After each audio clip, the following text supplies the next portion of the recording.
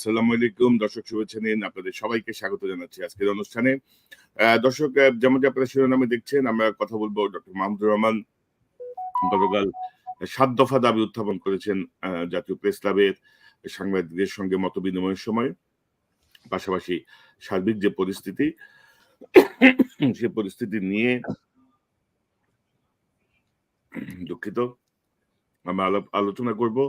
Plus দর্শক, আজকে 6 October, আজকের দিনে আবরারকে বুয়েটে ছাত্রলীগের গুন্ডারা নির্মমভাবে পিটিয়ে হত্যা করেছিল। আমরা তার স্মৃতির প্রতি শ্রদ্ধা জানাই, তার আত্মার মাগফিরাত কামনা করি। দর্শক, আজকে আমার সঙ্গে অতিথি হিসেবে যারা যোগ দিচ্ছেন, আমি পরিচয় করে দিচ্ছি। প্রথমেই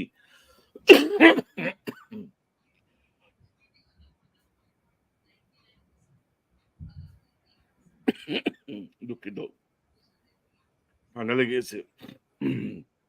ডক্টর মাহমুদুর রহমান, সদ্য বাংলাদেশে যে তিনি কারামুক্ত হয়েছেন। মাহমুদ ভাই, আপনাকে স্বাগত জানাচ্ছি। ধন্যবাদ।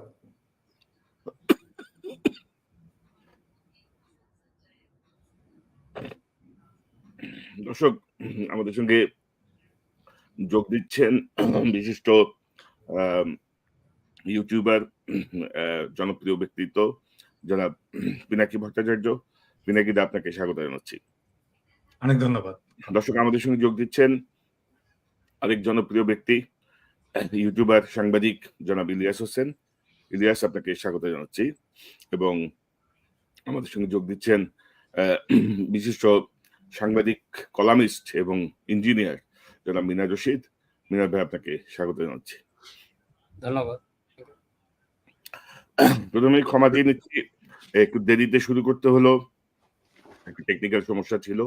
এগুলো সব সেট আপ করে সব গেস্টকে নিয়ে শুরু করতে একটু দেরি হয়ে গেল।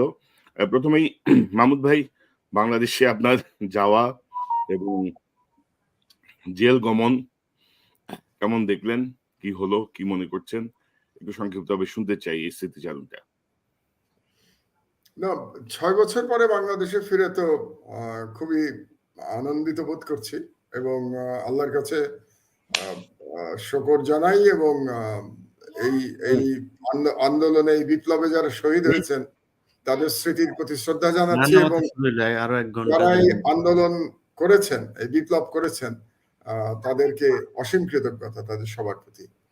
আর জেল গমন 5 দিন ছিলাম জেলে। সেই সময় আপনারা সবাই যেভাবে আমার জন্য লড়াই করেছেন, বাংলাদেশের জনগণ যেরকম আমার জন্য ভালোবাসা দেখিয়েছেন, তার কৃতজ্ঞতা জানানোর ভাষা আমার নাই। এটা আজকে আমি আমার প্রেস ক্লাবের বক্তৃতাতেও বলেছি এবং আমি চেষ্টা করব যে আপনারা যে ভালোবাসা আমাকে দেখিয়েছেন, জীবনের যতদিন আর বাকি আছে, আল্লাহ যতদিন হায়াত রেখেছেন, সেই সময় যাতে আমি জনগণের পাশে থেকে বাংলাদেশের জন্য লড়াই করতে পারি, বাংলাদেশের স্বাধীনতার জন্য লড়াই অব্যাহত রাখতে পারি ভারতীয় হেজমনির বিরুদ্ধে। আর হাসিনার যে ফ্যাসিবাদ, সেটা যেন বাংলাদেশে আবার কোনোভাবে কোনো ফাঁক ফোকর দিয়ে ফিরে আসতে না পারে, তার জন্যও যেন আমার লড়াই অব্যাহত রাখতে পারি। এটাই আপনাদের কাছে মানে দোয়া চাচ্ছি এবং ইনশাআল্লাহ এই লড়াই আমি অব্যাহত রাখবো। এবং আমরা আশা করি বাংলাদেশের উপস্থিত থেকে আপনি এই ফ্যাসিবাদের এখনো যেই অর্থাৎ এজেন্টরা সক্রিয় আছে, তাদের ব্যাপারে আপনি জোরালো ভূমিকা রাখবেন। দেশের বাইরে থেকে তো আমাদের সহযোগিতা আপনার প্রতি থাকবে ইনশাল্লাহ। যতদিন বেঁচে আছি দেশের জন্য কাজ করব। পিনাকিদা, মাহমুদ ভাই 7 দফা ঘোষণা করেছেন। এর মধ্যে উল্লেখযোগ্য হচ্ছে ছাত্রলীগকে একটি সন্ত্রাসী সংগঠন হিসেবে ঘোষণা করা 7 দিনের মধ্যে, এমন একটি দাবি আছে। এই 7 দফা সম্পর্কে আপনি একটা ওভারঅল একটা পর্যালোচনা জানতে চাই। প্রথম কথা হচ্ছে যে আমি খুবই আনন্দিত যে মানে মাহমুদ ভাই দেশে ফিরেছেন এবং মাহমুদ ভাই আমাদের কি বলবো, আমাদের মাথার মণি এবং আমাদের এই আন্দোলন সংগ্রামের আমাদের প্রেরণার বাতিঘর। তিনি যে ফিরেছেন বাংলাদেশে, এটাই আমাদের আর একটা বড় বিজয়। আমি মনে করি যে এটা আমাদের দ্বিতীয় আর একটা বিজয়, যে মাহমুদ ভাই ফিরেছেন এবং উনাকে আমরা জেল থেকে বাইরে বের করে আনতে পেরেছি এবং উনি আবার নিজের কাজে ফিরে আসতে পেরেছেন। মাহমুদ ভাই যে 7 দফার কথা ঘোষণা করেছেন, আমরা এপিসোড শুরু হওয়ার আগেই আলোচনা করছিলাম যে সেটা আমাদের সকলেরই প্রাণের দাবি। সেটা মাহমুদ ভাই ৭টা দফার মধ্যে নিয়ে এসছেন এবং এই দফাটাই হবে আগামী দিনের রাজনীতির গতিমুখ। এবং মাহমুদ ভাইয়ের অনুসারী হিসাবে আমরা যারা মাহমুদ ভাইকে গুরু মানি, নেতা মানি এবং আমাদের প্রেরণা দাতা বলে মনে করি, তারা সবাই মাহমুদ ভাইয়ের এই ৭ দফার সাথে অ্যালাইনড। আমি প্রথম যে বিষয়টা নিয়ে কাজ শুরু করতে চাই সেটা হচ্ছে যে ছাত্রলীগকে সন্ত্রাসী সংগঠন হিসাবে ঘোষণা দেওয়া। এবং এই কাজটা কিন্তু মাহমুদ ভাই আমরা শুরু করেছিলাম যখন বিপ্লব চলছিল। সেই সময় আমরা ফ্রেঞ্চ মিডিয়াতে আমরা এটা নিয়ে কাজ করেছিলাম এবং ফ্রান্স 24 একটা ডকুমেন্টারি তৈরিও করেছে, যার দুটো আমি ওখানে ইন্টারভিউ দিয়েছিলাম, কিছু তাদেরকে ডকুমেন্ট সাপ্লাই দিয়েছিলাম। দুটো এপিসোড কিন্তু বিপ্লবের সময় তারা প্রচারিত করেছিল এবং আরো 5টা এপিসোড এটা হবে। সো আমরা এটাকে রিইনফোর্স করব। আমি ওদের সাথে আবারও যোগাযোগ করব যেন আপনার এই দাবিটার প্রতিফলন তাদের এই ডকুমেন্টারিটাতে থাকে। এবং আমরা কিন্তু গ্লোবালি একটা হিউম্যান ক্রাই সৃষ্টি করতে পেরেছিলাম ছাত্রলীগের এই সন্ত্রাস নিয়ে এই বিপ্লবের সময়, এবং গ্লোবাল মিডিয়া কিন্তু এটার সাথে অ্যালাইন। আজকে মাহমুদ ভাই যে দাবিটা তুললেন সেই দাবিটা বাংলাদেশের মিডিয়াতে নিয়ে এটাকে একটা বাংলাদেশের ফেনোমেনন হিসেবে আমাদের তৈরি করতে হবে। এবং আমি ঠিক জানি না মাহমুদ ভাইয়ের আমার দেশ নিয়ে কি পরিকল্পনা। আমার দেশটা যদি এখন প্রচারিত হতো বাংলাদেশ থেকে, আমাদের শক্তি আরো বহুগুণে বৃদ্ধি পেত। আমরা যেটা মাহমুদ ভাই ফিল করছি সেটা হচ্ছে যে আমরা বাইরে থেকে যাই করি না কেন, লোকাল মিডিয়া, যেটা আপনি আজকেও বলেছেন আপনার প্রেস ক্লাবের ভাষণে, লোকাল মিডিয়ায় আমাদের বয়ানগুলো, আমাদের ন্যারেটিভ গুলো প্রচারিত হচ্ছে না এবং আমরা যেটা চাচ্ছি সেটা ন্যারেটিভ প্রচারিত হচ্ছে। তো সেই জন্যই আমাদের দরকার যে যত দ্রুত সম্ভব মাহমুদ ভাইয়ের আমার দেশ এটা প্রকাশিত হোক, এবং আমার দেশ প্রকাশিত হওয়ার সাথে সাথেই আমাদের বাইরে থেকে আমরা যে ন্যারেটিভ গুলো এতদিন ধরে বয়ান তৈরির চেষ্টা করতাম সেটা অনগ্রাউন্ড একটা মাটিতে প্রথিত হতে পারে। না ওইটা, এবং কিন্তু আপনি যদি বলছিলেন অত্যন্ত গুরুত্বপূর্ণ যে আপনি যদি দেখেন যে মিডিয়ার ভেতরে এখন পর্যন্ত ফ্যাসিবাদের যে এজেন্টরা সক্রিয়, মাহমুদুর রহমান দেশে গেলেন, জেলে গেলেন, তাকে নিয়ে ধরেন যে আলোচনাটা হওয়া দরকার ছিল আমাদের পত্রিকাগুলোয়, আমাদের টেলিভিশনের টক শো গুলোয়, সেই জায়গা থেকে কিন্তু তারা খুব সচেতন ভাবে বিরত ছিলেন। দু একটা পত্রিকা ধরেন সংবাদ প্রকাশ করতে হয় বলে সংবাদ প্রকাশ করা, কিন্তু এই জায়গাটাও আমরা একটু দেখলাম আর কি, যে আমাদের মিডিয়ায় এখন যারা আছেন টেলিভিশন বা পত্রিকায়, তাদেরও এক ধরনের মানে গা জ্বলা শুরু হয়েছে। কিন্তু মানে ঘটনাটা কি, আমি কিন্তু আমার এপিসোডে বলেছি, মানে এটা আমি জানি না মাহমুদ ভাই দেখেছেন কিনা, আমি আমার এপিসোডে বলেছি যে মাহমুদ ভাই সরব হবেন, মাহমুদ ভাই কথা বলবেন, এইটা বাংলাদেশের ভারতপন্থীরা কোনোভাবেই মেনে নিতে পারে না এবং এই জায়গাটাতেই অ্যালার্জি। এবং আসলে তো বাংলাদেশের মিডিয়া এখনো পর্যন্ত ভারতপন্থীরা নিয়ন্ত্রণ করে এবং সেই জন্য মাহমুদ ভাইকে কোনো স্পেস দিতে চায় না, মাহমুদ ভাইয়ের কথা বলবেও না। এবং মাহমুদ ভাইয়ের সাথে তো জেল থেকে বেরোনোর পরে মাহমুদের সাথে আলাপ হচ্ছিল যে মাহমুদ ভাইকে যে জেলে পাঠানো হলো, আমাদেরকে আইন দেখানো হলো, আইন তো তারাই জানে না। মুশকিলটা হচ্ছে তারাই আইন জানে না যে আইনেই মাহমুদ ভাইকে জেলে পাঠানো যায় না, আইনতই পাঠানো যায় মাহমুদ ভাইকে জেলে। কিন্তু তারপরে মাহমুদ ভাইকে জেলে যেতে হলো কেন? কারণ এটা আমি তো মনে করি যেতে, কারণ তারা এটা দেখাতে চেয়েছিল যে ভারতপন্থীরা এখনো কিন্তু শক্তিশালী, চাইলে এখনো আমরা মাহমুদুর রহমানকে জেলে পাঠাতে পারি। আমরা ভাগ্যবান যে আমাদের সাথে বাংলাদেশের জনগণ ছিল এবং আমরা যে আওয়াজটা তুলেছিলাম সেই আওয়াজটাতে কাজ হয়েছে, একটু দেরি হয়েছে। আমার ধারণা ছিল পরের দিনই মাহমুদ ভাইকে ছেড়ে দেবে, সেটা হয়নি, 4 দিন দেরি হয়েছে এবং এই 4 দিনটা হচ্ছে আমাদের গ্লানি, এই 4 দিনটাই হচ্ছে আমাদের কম শক্তির নিদর্শন, যে আমরা এখনো ততখানি শক্তিশালী হতে পারিনি যে মাহমুদ ভাইকে আমরা পরের দিনই বের করে নিয়ে আসতে পারবো। রাইট। ইলিয়াস, আপনার কাছ থেকে একটু শুনি, এই যে মাহমুদ ভাই জেলে যাওয়া, মাহমুদ ভাই 7 দফা দাবি বা সার্বিক পরিস্থিতিটা আপনি যদি একটু বলেন আমাদের। আপনি আনমিউট করতে পারেন। জি, আসসালামু আলাইকুম। মাহমুদ ভাইয়ের বিষয়টা বলার আগে, মাহমুদ ভাই তো এখন বেরিয়ে এসছে। মাহমুদ ভাইয়ের আমাদের মানে আমাদের যেই উদ্বেগের জায়গা ছিল সেই জায়গাটা থেকে মাহমুদ ভাই এখন মুক্ত। আমি আবরার ফাহাদকে দিয়ে একটু শুরু করি। আবরার ফাহাদ আমাদের ভারত বিরোধিতার একটা স্তম্ভ। তার ব্যাপারে আমি মনে করি ঢাকা বিশ্ববিদ্যালয় সহ দেশের বিভিন্ন জায়গাগুলোতে আমরা ওই আবরার ফাহাদের ভাস্কর্য কিংবা মূর্তি চাই না, কিংবা কিন্তু কিছু একটা থাকা দরকার স্মৃতিস্তম্ভ টাইপের, যেগুলোতে লেখা থাকবে যে আবরার ফাহাদ কিভাবে মারা গিয়েছিল, কেন মারা গিয়েছিল, যে খুনিরা ছিল সেই খুনিদের ছবিও থাকতে পারে। হ্যাঁ, এই জিনিসগুলো থাকা খুব জরুরি। কারণ হচ্ছে এগুলো দেখলে মানুষ আমরা ভুলে যাই, তো যাতে ভুলে না যায়। যেমন আজকে আবরার ফাহাদের যে মৃত্যু দিবস, আপনি দেখেন বাংলাদেশের গণমাধ্যমে কেউ কি এটা নিয়ে খুব বেশি আলোচনা করছে? যেই কারণেই আমি মনে করি যে এই মাহমুদ ভাইয়ের আমার দেশ পত্রিকাটা খুব দ্রুত চালু হওয়া উচিত, এবং এটার অনলাইন ভার্সন থেকে শুরু করে এটা যদি টেলিভিশন চ্যানেল টাইপেরও কিছু করা যায়, সেটার দিকেও আমি মনে করি যে মাহমুদ ভাই সেটা করতে আমার মনে হয় না খুব বেশি একটা সমস্যা হবে।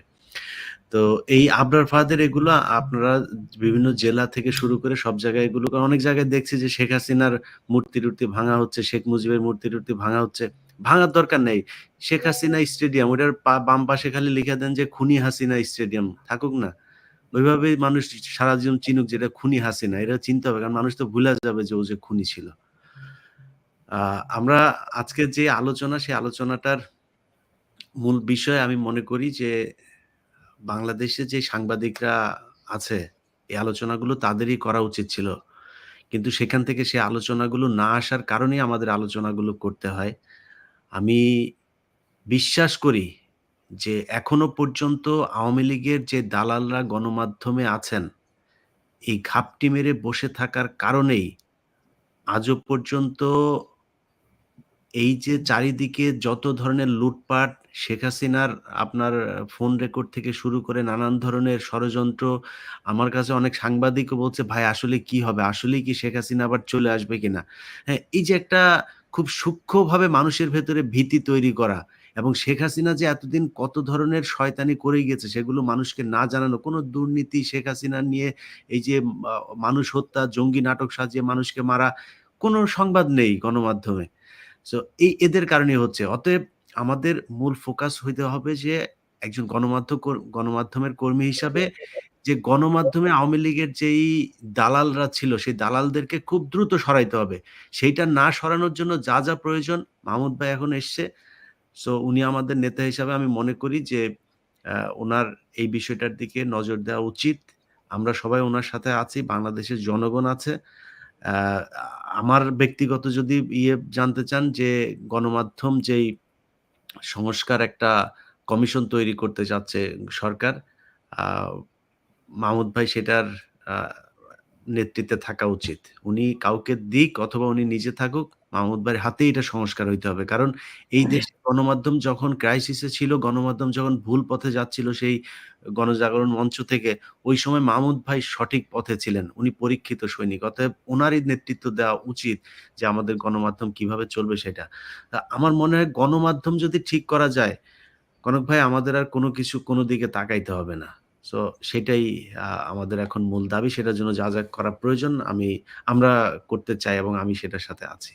না, ধন্যবাদ ইলিয়াস। আমি এবং একটু আমার সরি কনক, আমি একটু মাহমুদ ভাইয়ের কাছে খুব ইন্টারেস্টিং মনে হলো এই প্রপোজালটা, ইলিয়াসের প্রপোজালটা। মাহমুদ ভাই, আমার দেশ নিয়ে কি কোনো টেলিভিশন করার ইচ্ছা আছে?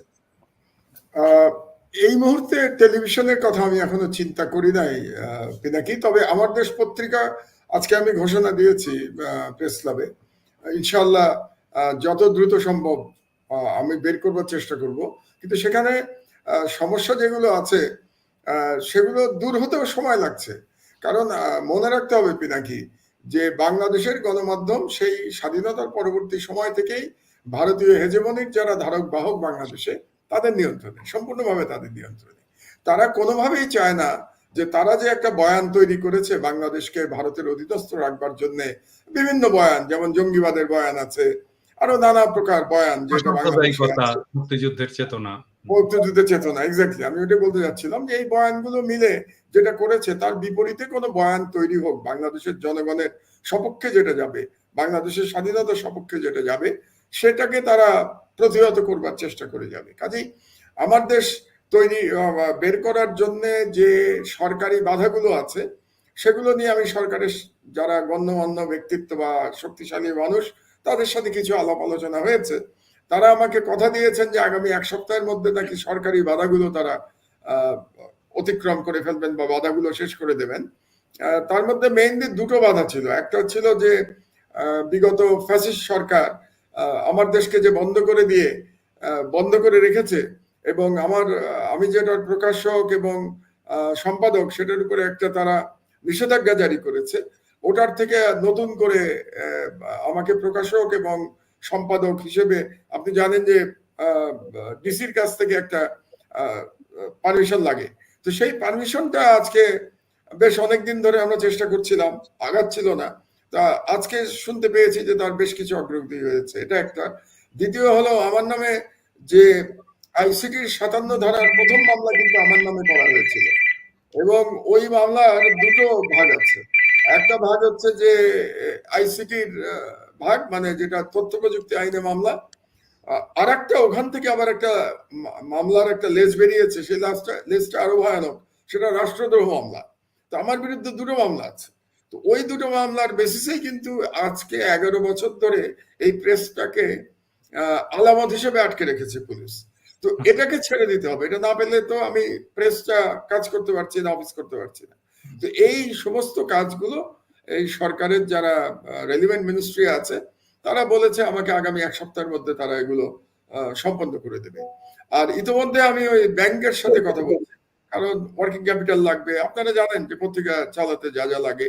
তো আমি একটা ধারণা করছি আগামী মাস 2-1-এর মধ্যে আমার দেশ পত্রিকাটা আমরা চালু করতে পারবো, প্রিন্ট মিডিয়া। এবং তার সাথে আপনি জানেন যে আজকাল প্রিন্ট মিডিয়া মানেই তো ডিজিটাল মিডিয়া, এটা তো এখন আর শুধু ওই আগের মতো শুধু কাগজে সীমাবদ্ধ নাই। তো সেগুলো কিছুটা তো মানে সেমি টেলিভিশন চলেই আসে, কারণ এগুলোর বিভিন্ন নিউজের আপনার দিতে হয়, বিভিন্ন নিউজের অনলাইনে করতে হয়, তো ওগুলো করতে হবে। আর টেলিভিশনটা অবস্থা বুঝে করতে হবে, টাকা পয়সার প্রয়োজন আছে, কাজে সেগুলো খুব সহজ হবে না। তবে আমার ইচ্ছা আছে। আর একটা জিনিস আমি যেটা বলে রাখতে চাই, যে ইলিয়াস যেটা বললো যে আসলে সরকারকে আমাদের যাওয়ার কোনো প্রয়োজন নাই, বা কমিশনের কে প্রধান হলো এটা গুরুত্বপূর্ণ না। গুরুত্বপূর্ণ হলো যে আমরা বাইরে থেকে কতটা চাপ সৃষ্টি করতে পারছি। কারণ এই যে ফ্যাসিবাদ বিরোধী আন্দোলনে আমরা বাইরে থেকে ডায়াসপোরা যে ধরনের চাপ সৃষ্টি করেছিল, এটা অভূতপূর্ব। যেভাবে বিশেষত ইলিয়াস এবং আপনি, মানে পিনাকিকে বলছি, যে পিনাকি এবং ইলিয়াস রেমিটেন্সের ব্যাপারে যেভাবে আপনারা কাজ করেছেন, কিংবা ইন্ডিয়া বয়কটে আপনারা যেভাবে কাজ করেছেন, এবং সেটাতে যেভাবে সাড়া দিয়েছে বাংলাদেশের জনগণ, আমাদের শক্তির জায়গা ওইটাই, যে বাংলাদেশের জনগণ কিন্তু আমাদের সঙ্গে আছে। এটা একটা বিশাল শক্তির জায়গা। পিনাকি, ইলিয়াস, আপনারা যখন বাংলাদেশে আসতে পারবেন, আপনারা আসলে দেখবেন কি কি কি গভীর ভালোবাসা আপনাদের জন্য বাংলাদেশের জনগণের, বিশেষত আপনাদের দুজনের জন্য, কনকের জন্য। আপনারা সব স্টার বাংলাদেশে। তো এটা একটা আমাদের বড় শক্তি, এবং এই জন্য আমি মনে করি যে আমরা যদি বাইরে থেকে চাপ সৃষ্টি করতে পারি, তাহলে এই মিডিয়াকে রিফর্ম করা সম্ভব। তার জন্য সরকারে যাওয়ার কোনো প্রয়োজন নেই। যেমন ধরুন আজকে যে আমি 7 দফা দিয়েছি, আমি কি হিসাবে দিলাম 7 দফা? আমি তো কোনো রাজনৈতিক নেতা নাই, রাজনৈতিক কোনো দলের সাথে আমার সম্পর্ক নাই। প্রথম আলোর ভাষায় আমি কোনো বিশিষ্ট ব্যক্তি নই। আমি বলেছি আমি বাংলাদেশের একজন সিনিয়র সিটিজেন, আমি এই ফ্যাসিবাদ বিরোধী আন্দোলনের একজন সামান্য সৈনিক। সুতরাং সেই অধিকারে আমি আজকে 7 দফা দাবি দিয়েছি। তো কাজেই আমরা সবাই মিলে, আমরা যে 5 জন এখানে আছি, এবং আমাদের সঙ্গে আরো যারা মিডিয়ার কর্মী আছেন, সোশ্যাল মিডিয়ার কর্মী কিংবা মেইন স্ট্রিম মিডিয়ার কর্মী যারা আছেন, তারা যদি আমাদের সঙ্গে থাকেন, আমরা সরকারে থাকলাম কি থাকলাম না এটা গুরুত্বপূর্ণ না। এবং আমি মনে করি এই সরকারকে সঠিক পথে রাখার, যদি জনগণ আমাদেরকে সমর্থন করে।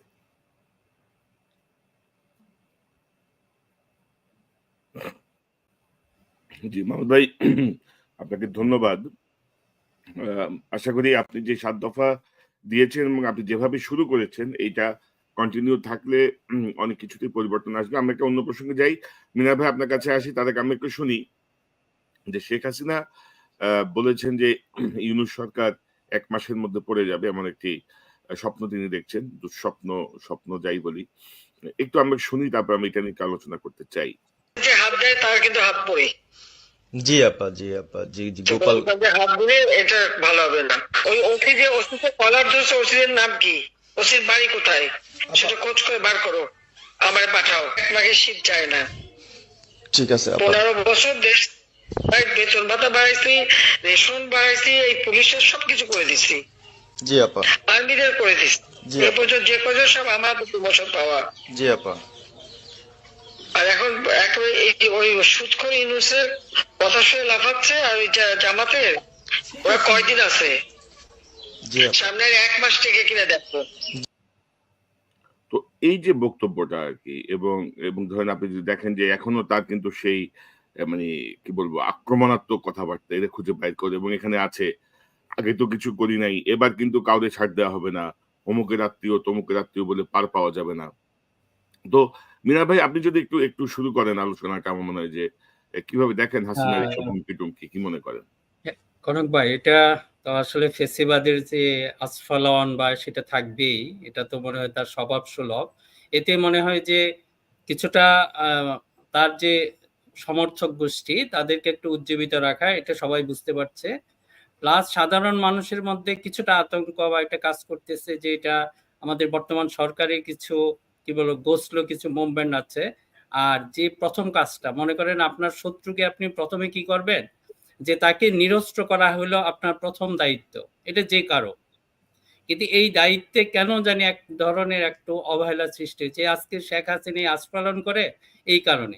তারে তো এতদিনের তার বিচার হয়ে ইন্টারপোলের মাধ্যমে ধরে আনার করা উচিত ছিল। সেটুকু সামহাও বা আমরা এটা ফেলিওর হয়েছে, এটা কিন্তু আপনাকে আমাদের খেয়াল করতেই হবে। এখনই আমার মনে হয় যে ইমিডিয়েটলি আজকে আপনার মাধ্যমে এটা আমি সরকারের প্রতি বা আমাদের এই পক্ষ থেকে আমরা বলতে চাচ্ছি যে ইমিডিয়েটলি এর বিচার করে, এই বিচারের জন্য কত 60 দিন কেন লাগবে এখন এটা বলেন। এটা পরবর্তী কাজ যেগুলি আছে, হ্যাঁ ওগুলির জন্য আপনি সময় নেন। এটা তো আপনার নিজের সেফটি সিকিউরিটির জন্য ইমিডিয়েটলি এই গণহত্যা যারা করেছে তাদের বিচার অতি সত্বর শুরু করতে হবে, এবং তাদেরকে ইন্টারপোলের মাধ্যমে তখনই তো আমরা চাপ ক্রিয়েট করতে পারি ইন্ডিয়ার উপরে। ওরা যদি না করে, then will go for our next action. এখন এইটা হলো খুব জরুরি। আমরা যদি এটা না করি, ডক্টর মোহাম্মদ ইউনূস সহ আপনি যেটা বলেছেন, আপনি ছাত্রদের বলেছেন যে রিসেট বাটন, এটা প্রেস করে দিয়েছে। এখন রিসেট বাটন, আপনার কথার সাথে কাজের কিছু সামঞ্জস্য থাকতে হবে। এটা যদি না হয় তাহলে বোঝা যাচ্ছে যে আপনার নিয়ন্ত্রণ নাই, এই সুযোগই নিচ্ছে। শুধু আমরা যদি এটা হালকাভাবে উড়িয়ে দেই সেটাও ঠিক হবে না। এই দুর্বলতাগুলিকে কিন্তু আর অ্যাটাক করবে। আপনি শত্রুর হাতে এখনো কিন্তু ছুরি রয়ে গেছে। একটা ছুরি যেরকম আছে যে শেখ হাসিনা সহ যে যারা হত্যাকাণ্ড ঘটিয়েছে তারা তো আছে সরাসরি। প্লাস এই যে আমরা যে মিডিয়া নিয়ে কথা বললাম, এইটাও কিন্তু এক ধরনের ছুরি। এখন দেখেন, যদি আমরা 1/11 কি দেখেছি, আগের সরকারে কিভাবে, মাই গড, আপনার যদি একটু খেয়াল রাখেন, মানে কেয়ামত করে ফেলছে। বিএনপি এই করেছে, সেই করেছে, এখন দেখেন সম্পূর্ণভাবে নীরব।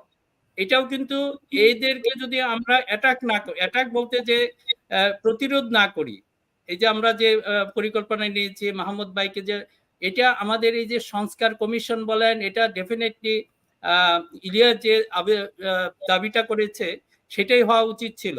এটা যদি না হয়, আমরা এটার মধ্যে আমিও পার্সোনালি মনে করি আমাদের এটা প্রচন্ড সরকারকে এটা বলা উচিত।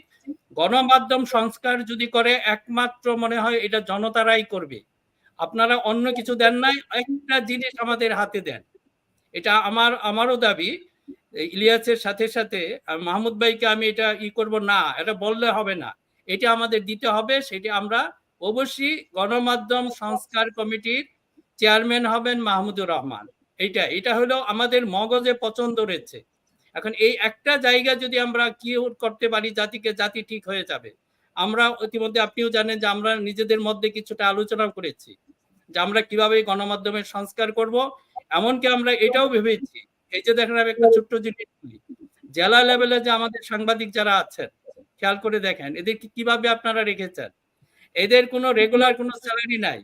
এদেরকে আপনারা একটা আইডি কার্ড ধরিয়ে দেন, আপনারটা আপনি করে খান। কতটুকু ফাইজলামি মানে এই ব্যাপারগুলি। প্রত্যেকটা এই যে আপনারা মিডিয়াতে এত বড় বড় কথা বলেন, এদের যারা উপরের দিকে আছে এদের হাজার হাজার শত শত কোটি টাকা হয়েছে, কিন্তু আপনার জেলা লেভেল উপজেলা লেভেলে যে সংবাদদাতা যারা রয়েছেন তাদের দেখেন কি অবস্থা আছে। কোনো ডিগনিফাইড লাইফ নাই। তা তারা কি করবে? তারা ওই যে কাউকে ব্ল্যাকমেইল করবে, অমুককে কি করবে, এই ধরনের কাজের মাধ্যমে তারা আসলে সাংবাদিকতাটা তো ডাউন করে ফেলেছে। তাদের মোরালিটি কিছুই না। তবে মিনার জি, ভাই, আমি মাহমুদ ভাইকে ধরেন ওই সংস্কারের চেয়ারম্যান চাই না। আমি চাই যে মাহমুদ ভাইকে না উপদেষ্টা এটা জনতা পরিষদে, আমাদের ওই মাহমুদ ভাইকে শুনুন উপদেষ্টা পরিষদ অন্তর্ভুক্ত করা হোক। এবং আপনি যদি দেখেন যে জি, বেশ কিছু গুরুত্বপূর্ণ মন্ত্রণালয় কারা চালাচ্ছে, কি করতেছে আমরা কিন্তু জানি না। তথ্য হুম, কার হাতে? তথ্যের মতো একটা গুরুত্বপূর্ণ মন্ত্রণালয় কে চালাচ্ছে? বিমানের মতো একটা গুরুত্বপূর্ণ মন্ত্রণালয় কে চালাচ্ছে? অর্থাৎ ইউনূস সাহেবের হাতে বিমান-টিমান নিয়ে রাখছে। গতকাল আমি শুনলাম বিশাল এক ফিরিস্তি। তো আমার মনে হয় যে যেভাবে চলছে এভাবে চলতে পারে না আরকি। মানে এত রক্ত হুম, বা এত ত্যাগের পরে এই সরকার এতটা হেলাফেলা ভাবে ধীর গতিতে ঢিমে তালে এভাবে চলে না। আমি মনে করি মাহমুদুর রহমান ভাইয়ের মতো মানুষদের অন্তর্ভুক্ত হওয়া খুব জরুরি। আ না ইলিয়াস, জি, কনক ভাই হুম, আমাকে একটু সময় দেন। আমি আরেকটু ব্যাপার বলতে চাচ্ছি যেটা পরে হয়তো এটা প্রসঙ্গ অন্যদিকে চলে যাব আমরা। এই যে মনে করেন যে এই যে আমরা বললাম শত্রুর হাতে যে অস্ত্রটা, আপনি হয়তো জানেন পিনাকিদা আজকে জানিয়েছে যেটা, আপনাকেও জানিয়েছে যে আপনাদের পিনাকিদাকে রেড তালিকায় রেখেছে। মানে তাদের যে আর আপনারা ২ জন হলেন ইয়েলো। হুম, এই সাহসটা পেয়েছে কিভাবে? এটা আমাদের ভিতরে আমাদের যাই হোক তারা যেভাবে পিনাকিদা সুন্দর একটা কথা বলে যে, "তুমি যদি ডালে, ডালে চলো আমরা চলি পাতায়, পাতায়।" ডেফিনিটলি আমরা সেটা পেয়ে গেছি।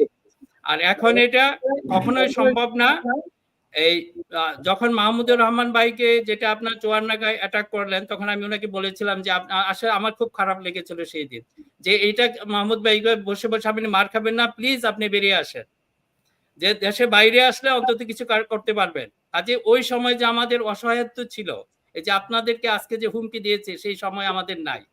আমাদের এরকম অবস্থায় একজনকে যদি ধরেন আমরা শুধু জানিয়ে দিলাম। আমরা এখানে যারা দেখছেন তারা কেউ মরণকে ভয় পায় না। মরণকে ভয় পেলে আমরা এইভাবে কথা বলতে পারতাম না। এখন যদি কারো কিছু হয় আমরা প্রতিঘাত অবশ্যই করব। আমাদের যদি এই যে আধিপত্যবাদ বিরোধী শক্তি যারা লিডিং এ আছেন, ইন্টেলেকচুয়াল লিডিং বা পলিটিক্যাল লিডিং আর ফার্দার যদি কোনো কিছু হয় আমরা আর কাউকে করব না। আপনাদের যত ভাবে আছে আমাদের সমস্ত শক্তি নিয়ে লাগবো। এবং আপনাদেরকে দেখিয়ে দিয়েছি মাহমুদুর রহমান ভাই যে যখন জেলখানায় ছিলেন এইবার আমরা জানি তেমন কিছু হবে না। কিন্তু তারপর আমরা যে শুরু করেছি তারা এটা বাধ্য হয়েছে আমাদের এইগুলি মানতে। কাজে আমরা জানি আমাদের শক্তিটা কোন জায়গায়। আরেকটা যে জিনিস এই যে আপনারা বললেন আমাদের বাচ্চারা এরা আমাদের দেখিয়ে দিয়েছে আমাদের শক্তি কোন জায়গায়। একজনকে আপনার গুলি করে মেরে ফেলেন আরেকজন পাশ থেকে দাঁড়িয়ে যায়। এইটাই আমাদের শক্তি। কাজে এটা মনে করেন না যারা এই সমস্ত ষড়যন্ত্রে এখনো মেতে আছেন যে কাকে কিভাবে আপনারা কি করবেন যে দুনিয়া থেকে সরিয়ে দেবেন সেটা ভয় আমরা পাই না, বরং এই কাজ যদি করেন আপনারা আরো বিপদে পড়বেন। আমি সেটা বলি আমরা আর এখন সেই দুর্বল নই। জি, জি, মিনার ভাই, আপনাকে ধন্যবাদ। ইলিয়াস, এই যে শেখ হাসিনার এই যে হুমকি, কি মনে করেন আপনি? মানে সে এখনো দুঃস্বপ্ন দেখে, সে এখনো দেখছে। আপনি আনমিউট করেন। শেখ হাসিনার হুমকিটার আমি যদি শুরুর থেকে বলি, হুম, এর যে মানে পিনাকিদার ভাষায় খাটাল রানীর যে অভিনয়, এই ওরে অস্কার সহ যতই আন্তর্জাতিক পুরস্কার আছে ওরে সব দেওয়া উচিত। আপনি শুরুটা দেখেন, শুরুটাতে সে বলছে যে ছাত্রলীগের যেই ছেলে আমি শুরু থেকে শুনলাম। সে বলছে যে, আপা আমি হচ্ছে এই। তার পরিচয় দিল পুরা। আচ্ছা। তারপরে সে বলল যে, "আমি অনেক আগে থেকেই আপনার সাথে কথা বলব মনে করছি, কথা বলা হয়নি।" মানে দেশে থাকতে সে সুযোগ পায় নাই কথা বলতে। ইন্ডিয়াতে যাওয়ার পরে শেখ হাসিনার নাম্বার সে পেয়ে গিয়েছে। এটা পুরো জিনিসটা একটা সাজানো নাটক। অতএব তারপরে গিয়ে সে কথা বলছে যখন, "আপা আমরা এই করা দরকার।" আরে সে যদি নিজে থেকে ফোন দিয়ে করে থাকে শেখ হাসিনা তাকে এইভাবে বলবে না, "এসব পাকনামো বন্ধ করো। এগুলি এখন পাকনামি বললো।" মানে তার সাথে তার সম্পর্কটা খুবই ভালো। মৃণাল কান্তির মতো খুব ভালো সম্পর্ক তার সাথে এই শেখ হাসিনার। সো যেই কারণেই সে যা মনে চায় তাই বলছে, শেখ হাসিনা ওইটাকে এনজয় করছে, ছাত্রলীগ নেতাও এনজয় করছে। আর সবশেষ যেটা সেটা হইছে যে, বাংলাদেশের মানুষের না ধরেন একটা বিশাল সমস্যা আছে ভাই। এটা না বললে পারছি না। আমি এই ছাত্র আন্দোলনে যারা জীবন দিয়েছে তাদের প্রতি সম্মান রেখেই বলছি এই মানুষের ভীষণ সাহস দেখেছি। একটা শ্রেণী আছে যে সুশীল শ্রেণী। এই এই সুশীল মার্কা আর হচ্ছে মধ্যবিত্ত কিছু একটা আছে এবং আরেকটা হচ্ছে ওই যে ওই কি বলে, কি যেন একটা বলে যে ওই আমরা পলিটিক্স পছন্দ করি না, কি যেন একটা I hate politics. I had politics, এটা খুব ফ্যাশন করে তারা বলে। এখন এই শ্রেণীগুলো এরা মানে ভয়ের আগে এরা মারা যায়, মানে ভয় দেখানোর আগেই এরা মারা যায়। এদের শেখ হাসিনা এটা বলার পরে ভাই কি, আমি ভাই অন্তত 10 জনের কথা শুনেছি এরকম, এবং খুব গুরুত্বপূর্ণ লোকজন, ভাই কি অবস্থা আসলে কি ইলিয়াস ভাই বলো তো একটু কি হয়েছে, কি ঘটনা? আরে ভাই কি হয়েছে? কারণ মাহমুদ ভাই, আমি ওনার ওই দিনের এইটা দেখেছি, আমি এখন আমার চোখে ভাসে কুষ্টিয়াতে যে ঘটনা, উনার শরীরে রক্ত, পুরো শরীর রক্ত। মাহমুদ ভাই মানে একা যেভাবে মানে ভাষণ দিচ্ছে, মানে এটা হইতে হবে, মানে একজন মানুষের যদি মিনিমাম ন্যূনতম ঈমান থাকে, তার এই সাহসটুকু অন্তত মুসলমান হিসেবে তার থাকা উচিত। যে ভাই ছাত্ররা বাংলাদেশটা স্বাধীন করে দিয়েছে, এদেশের মানুষ রক্ত দিয়েছে, এখনো এত ভয় পাইতে হবে? এই ফাঁকে আরেকটা কথা বলে রাখি, মাহমুদ ভাই 10 তারিখে কুষ্টিয়াতে যাচ্ছেন। কুষ্টিয়া 10টা থেকে 11টার দিকে তিনি কুষ্টিয়া কোর্টে থাকবেন। শেখ হাসিনার বিরুদ্ধে একটা মামলা করছেন মাহমুদ ভাই। সো আমি এরই মধ্যে চুয়াডাঙ্গা, কুষ্টিয়াতে অনেককেই বলেছি, আমাদের অনুষ্ঠান আজকে যারা দেখবেন তাদেরকেও অনুরোধ করা থাকলো যে ওই দিন আপনারা আদালত প্রাঙ্গণে থাকবেন। মাহমুদ ভাইকে উনি যদিও আমাকে এটা বলেন নাই, তারপরও আমি আপনাদেরকে বলছি যে ওনাকে সম্মান দেখানোর জন্য আপনারা সেখানে থাকবেন, ওনাকে রিসিভ করবেন। তো এখন ধরেন শেখ হাসিনা সেখানে বলল যে আমি 1 মাসের মধ্যে ই করে দিব। আমার কথা একজন আবার আমার এই কথাটা বলছে, খুব বড় এক সাংবাদিক। বলছে ইলিয়াস, উনি শুনছে, উনি যে বলছে যে 1 মাসের মধ্যে যে চলে আসবে, এবং উনি কিন্তু বলতেছে যে আমি যেটা বলি সেটা আমি করি। এটাতে নাকি সে খুব ভয় পাইছে। তো আমি তারে ঠিক এইভাবেই বলছি। আমি বলছি ভাই, শেখ হাসিনার জীবনে কোনোদিন যেটা বলে সেটা সে করে নাই। সে সেই ৮৬ তে নির্বাচনে সে বলছে যে যেই নির্বাচনে যাবে সে হলো জাতীয় বেঈমান। তারপরে আবার নির্বাচনে গেল, পরের দিন এরশাদের সাথে লং ড্রাইভে যায়। তারপরে মিনাল কান্তির সাথে কথা দিয়েছে, সেই কথা তিনি রাখেন নাই। ওয়াজেদ মিয়ার সাথে বিয়ে করেছেন, ওয়াজেদ মিয়ার সাথেও তিনি সেই কথা রাখেন নাই। কারণ ওয়াজেদ মিয়া দ্য গার্ডিয়ানে যে বক্তব্য, যে সাক্ষাৎকার দিয়েছেন, সেই সাক্ষাৎকার যদি আপনি পড়েন তাহলে দেখেন ওয়াজেদ মিয়া তার প্রতি কত পরিমাণে বিরক্ত ছিল, এবং শেষ বছরগুলোতে, বছর না শেষ যুগে একটা শেষ শেখ হাসিনা মানে ওয়াজেদ মিয়া মারা যাওয়ার আগের একটা যুগ তাদের সাথে কোনো সম্পর্ক ছিল না।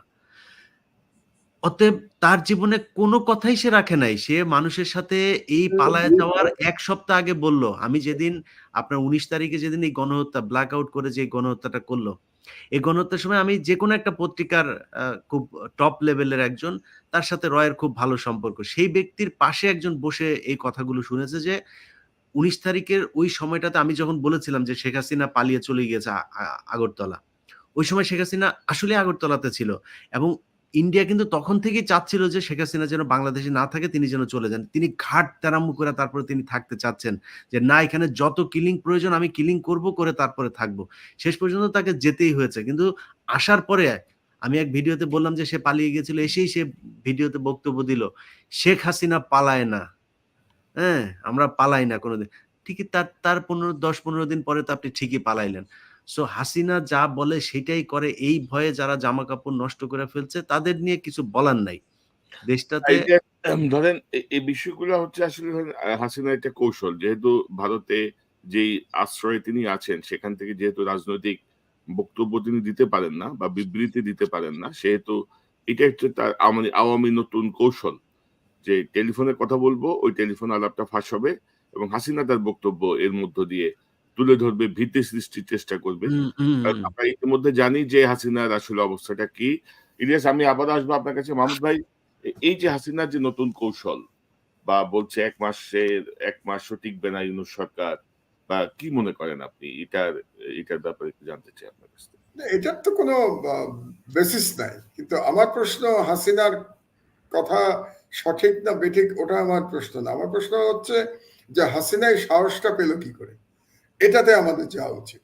সাহস পেয়েছে আমি মনে করি, এক হচ্ছে সরকারের দুর্বলতা, আর এক হচ্ছে বিরোধী দলগুলোর, মানে সেই সময় যারা বিরোধী দলে ছিল তাদের কিছুটা আপোষকামী পজিশনের জন্য শেখ হাসিনা এই সাহস পাচ্ছে।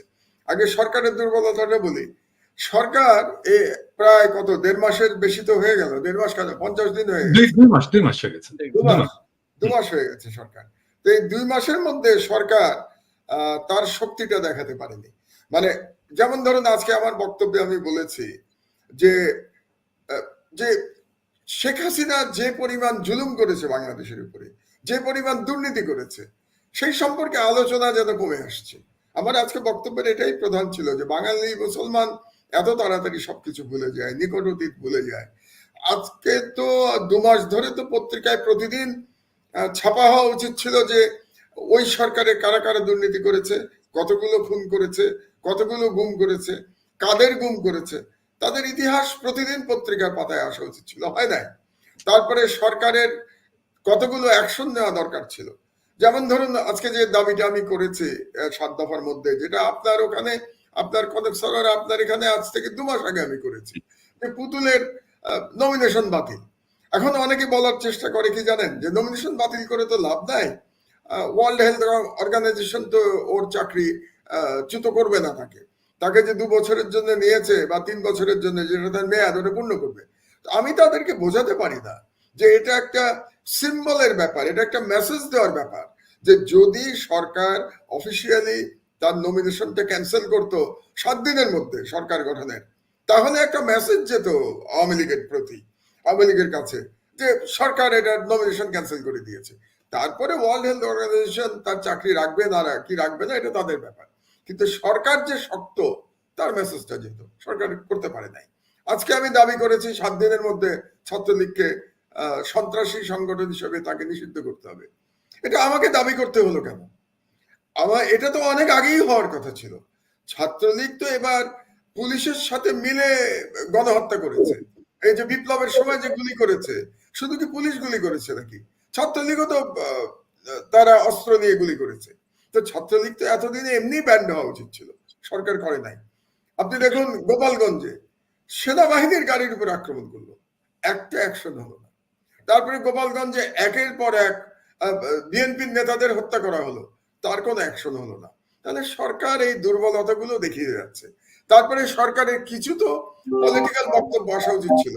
যেমন যদি অর্থ মন্ত্রণালয়ে আমি ধরি, 2 মাস হয়ে গেল, তো এই যে বাংলাদেশ ব্যাংক থেকে যে রিজার্ভ চুরি হয়েছিল, সেটা সম্পর্কে আপনি কি আজ পর্যন্ত যিনি উপদেষ্টা দায়িত্বে আছেন ডক্টর সালাউদ্দিনের কোনো বক্তব্য শুনেছেন? কিংবা প্যারালাল ফাইন্যান্স মিনিস্টার যাকে নিয়োগ দিয়েছেন ডক্টর ইউনূস, সে দেবপ্রিয়র কোনো বক্তব্য শুনেছেন? শোনেন নাই। এই যে ব্যাংকিং সিস্টেম ধ্বংস করে দিয়ে গেছে, তার কোনো বক্তব্য শুনেছেন? কত টাকা সামিট গ্রুপ, এক সামিট গ্রুপ জ্বালানি মন্ত্রণালয় থেকে কত টাকা চুরি করেছে, তার কোনো বক্তব্য শুনেছেন জ্বালানি উপদেষ্টার কাছ থেকে? তো এগুলো তো সরকারের দুর্বলতা। এটাই হাসিনাকে সাহস যোগাচ্ছে, এটাই ভারতকে সাহস যোগাচ্ছে বাংলাদেশ নিয়ে নানা রকম অস্থিরতা সৃষ্টি করবার জন্য। আর বিরোধী দলের দুর্বলতা দেখুন, এক দল বলছে আমরা ক্ষমা করে দিয়েছি। আরে বিচার হলো না, আপনি ক্ষমা করে দিচ্ছেন, মানে কি এটা? আর এক দল বলছে যে না, আওয়ামী লীগকে ব্যান করা উচিত হবে না। কেন উচিত হবে না আওয়ামী লীগকে ব্যান করা? আপনি বলছেন কেন ব্যান করা উচিত হবে না? তাহলে কি আওয়ামী লীগের জন্য কি আপনি ব্রিফ নিয়েছেন? তাহলে বিরোধী যে প্রধান বিরোধী দলগুলো যদি এই ধরনের মিক্স সিগন্যাল দিতে থাকে, তাহলে তো আওয়ামী লীগ এক ধরনের, তারা মনে করবে না আমাদের শক্তি তো আছে, সরকারও দুর্বল। এদিকে প্রধান 2 বিরোধী দল, তারা এক দল বলে যে আমরা মাফ করে দিয়েছি, আর এক দল বলে না আওয়ামী লীগকে ব্যান করা উচিত হবে না। তাহলে তো আওয়ামী লীগের পক্ষে সবাই আছে। তো এই যে সম্মিলিতভাবে যে রাজনৈতিক দুর্বলতা দেখাচ্ছেন, এর কারণেই ভারত এবং হাসিনা এই সাহস করতে পেরেছে। এই সাহস কিন্তু 60 দিনের মধ্যে করার কোনো কারণ ছিল না। হাসিনার এই কথাকে আমি কোনো মূল্য দিচ্ছি না, কিন্তু এই সাহসটা করবে কেন হাসিনা? হাসিনা ফোন করার সাহস করবে কি করে? বাংলাদেশের মানুষের যে পরিমাণ ঘৃণা শেখ হাসিনার প্রতি, যে পরিমাণ অন্যায় শেখ হাসিনা করে গেছে, তারপরে সে আবার বলবে যে 1 মাসের বেশি এই সরকার টিকবে না, এটা বলার সাহস পায় কোত্থেকে হাসিনা? এবং তার মধ্যেও ভারতে বসে সব কথা বলছে। তো আমাদের সরকারের প্রতিবাদ কোথায়? যে সরকারের পররাষ্ট্র মন্ত্রণালয় থেকে তাদের নিয়ে প্রতিবাদ করা উচিত ছিল, কিংবা বলা উচিত ছিল তাকে তোমরা ফেরত দিয়ে দাও, আমরা তার বিচার করবো বাংলাদেশে। যে কথাটা বললো, ইন্টারপোলে যাওয়া উচিত ছিল। তো আপনি বলেন, তার উপরে সেনাবাহিনী থেকে বলা হলো 600 কতজনকে তারা আশ্রয় দিয়েছিল, তাদের তালিকা আজ পর্যন্ত আমরা জানি না, এবং তারা কোথায় আজ পর্যন্ত জানি না। আর এতগুলো লোক ইন্ডিয়াতে চলে গেল কি করে? আমরা কিছুদিন আগে মিডিয়াতে দেখলাম যে খুনি হোম মিনিস্টার সেও নাকি কলকাতায় চলে গেছে। তো তাদেরকে কারা যেতে দিল? পুলিশ অফিসার যেগুলো খুন করেছে, বিপ্লব, হারুন, এদের কারো খবর নাই, এরা কোথায়? তাহলে সব মিলে এক ধরনের দুর্বলতা তো আওয়ামী লীগের প্রতি দেখাচ্ছে। তার উপরে যে মিডিয়া এখনই আবার নতুন করে এক ধরনের ন্যারেটিভ তৈরি করার চেষ্টা করছে যাতে করে আবার ফ্যাসিবাদ প্রতিষ্ঠা করা যায়। তো সব মিলে হাসিনা যে কাজটা করছে এর সাহস আমরা যোগাচ্ছি, কাজেই এর বিরুদ্ধে আমাদেরই রুখে দাঁড়াতে হবে। তা আমার মনে হয় যে এ বিষয়ে আমাদের আরেকটু সতর্ক থাকতে হবে, এবং আমরা মানে খুব আনন্দিত হয়ে আমরা যেন মনে না করি যে আমাদের লড়াই করা শেষ হয়ে গেছে। আমরা লড়াইয়ের একটা পর্যায়ে পার হয়েছি, এটা দীর্ঘ লড়াই। এবং আরেকটা কথা বলে রাখি, আপনি বারে বারে আপনারা বলছিলেন যে আমি মিডিয়া সংস্কারের দায়িত্ব দিব, কিংবা আপনি বলছিলেন সরকারে যাওয়া উচিত। এটা একেবারে ভুলে যান। সরকারের কোনো পর্যায়ে কোন সরকারের আমলে আমি আর কোনোদিন সরকারে ফিরে যাব না। পরিষ্কার করে আপনাদেরকে বলে দিচ্ছি, আমার লড়াই মিডিয়া নিয়ে। আমার ব্র্যান্ড হলো আমার দেশ, এবং আমার দেশ এবং সোশ্যাল মিডিয়া, এটাই আমার শক্তি, জনগণ আমার শক্তি। এবং বাকি জীবন আপনাদেরকে নিয়ে আমি লড়াই করব, জনগণকে নিয়ে লড়াই করব, সেখানে ব্র্যান্ড হবে শুধুমাত্র আমার দেশ। ধন্যবাদ। তবে মাহমুদ ভাই, আমার মনে হয় যে এটা আপনি বিবেচনায় রাখা উচিত, কারণ আমাদের তো দাবি আছে, যেমন আমরা চাই যে আপনি সরকারে যান, আমরা চাই যে পিনাকি ভট্টাচার্য সরকারে যাক। অর্থাৎ ডাইনামিক লোক যারা কিছু দিতে পারবে, যাদের কিছু দেওয়ার ভাবনা আছে, যারা এই বিপ্লবের চেতনাকে ধারণ করে, এসব লোক দরকার। গত 60 দিনে আমরা তো দেখলাম মানে আর্মিতে ওয়াকার সাহেব স্থানু হয়ে বসে আছে, ওনার কোনো কাজ নাই, কাউকে বদলায়ও না, পরিবর্তন করে না, রুটিন কিছু দুই একটা চেঞ্জ করে সব মানে ফ্যাসিবাদী রয়্যাল এজেন্ট সব বসানোর আশেপাশে। ইউনূস সাহেব, ওনার সাথে যারা আছে, কেউ পলিথিন নিয়ে কাজ করতেছে, কেউ বলে যে ছাত্রদেরকে যে পলিথিন ধরতে হবে, কেউ বলতেছে হর্ন বাজানো যাবে না। মানে মূল জায়গাগুলো খুবই অবহেলিত। তো পিনাকি ভট্টাচার্য, আপনি তারা আছে আমি জানি, আমরা আরো 2-3টা প্রসঙ্গ আলোচনা করতে চাচ্ছিলাম, আমি রেস করে দিই, আপনি একসাথে আলোচনা করেন। প্রথম কথা হচ্ছে হাসিনার এই বক্তব্যটা। দ্বিতীয় কথা হচ্ছে, আপনি জানেন যে আপনি, আমি, ইলিয়াস, আমাদেরকে থ্রেড দেওয়া হয়েছে। আপনি রেড ফ্ল্যাগে আছেন, আমরা দুজন ইয়েলো ফ্ল্যাগে আছি। এই দুটা বিষয় নিয়ে একটু কথা বলতে চাই। পাশাপাশি আমি দুটো সংবাদ দেখাতে চাই। এটা একটা নতুন ট্রেন্ড আমি লক্ষ্য করতেছি গত 2 দিন ধরে, যে যেমন র্যাব একটা প্রেস কনফারেন্স করে বলছে ছাত্র জনতার উপর প্রাণঘাতী অস্ত্র ব্যবহার করেনি র্যাব। তারা প্রেস কনফারেন্স করছে এবং বলছে যে বৈষম্য বিরোধী আন্দোলনে ছাত্র জনতার উপর র্যাবের কোনো সদস্য প্রাণঘাতী অস্ত্র ব্যবহার করেনি। সাধারণ ছাত্র জনতার যে আন্দোলন ছিল সেটার সাথে আমরা ছিলাম, সেটার সাথে আমরা আছি। তো এটা হচ্ছে র্যাবের প্রেস কনফারেন্স। এবং তার একদিন আগে বিজেপি একটা প্রেস কনফারেন্স করেছে, বিজেপি, সেখানে তারা বলছে কৌশলে আন্দোলনের পক্ষে কাজ করার দাবি করছে BJP. Long march to Dhaka ঠেকাতে সরকার তাদেরকে যে দায়িত্ব দিয়েছিল, তারা ছাত্র জনতার পক্ষে কৌশলে তারা সে অবস্থান নিয়েছিল। যদিও গতকাল আমার অনুষ্ঠানে মেজর সুমন বলেছেন যে কিভাবে সকল বিওপি খালি করে ঢাকায় আপনার বিজেপিকে সমবেত করা হয়েছিল।